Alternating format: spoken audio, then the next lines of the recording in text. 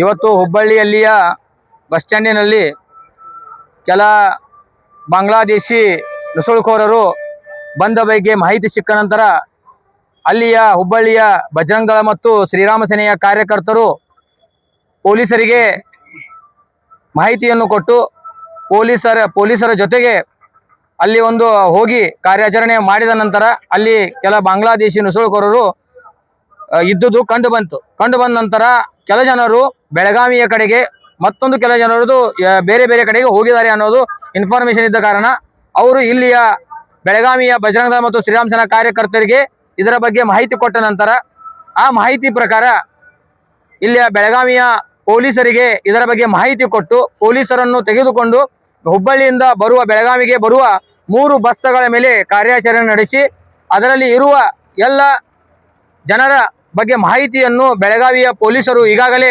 ತೆಗೆದುಕೊಂಡಿದ್ದಾರೆ. ಅದರಲ್ಲಿ ಎಷ್ಟು ಜನ ಬಾಂಗ್ಲಾದೇಶಿಗಳು ಇದ್ದಾರೆ ಅನ್ನೋದು ನಮಗೂ ಇನ್ನೂ ಪೂರ್ತಿಯಾಗಿ ಇನ್ಫಾರ್ಮೇಶನ್ ಇಲ್ಲ, ಅವರು ಹೇಳಿಲ್ಲ. ಆದರೆ ಕೆಲ ಬಸ್ಸುಗಳು ಮಾತ್ರ ಇಲ್ಲಿ ಕಾರ್ಯಾಚರಣೆ ಮಾಡಿ ಈಗಾಗಲೇ ಚೆಕಪ್ ಮಾಡಲಾಗಿದೆ. 3 ಬಸ್ಸುಗಳು ತಪಾಸ್ ಮಾಡಲಾಗಿದೆ. ನಮಗೆ ಇನ್ನೂ ಅದ್ರ ಬಗ್ಗೆ ಗೊತ್ತಿಲ್ಲ, ಪೊಲೀಸರಿಗೆ ಗೊತ್ತಿದೆ.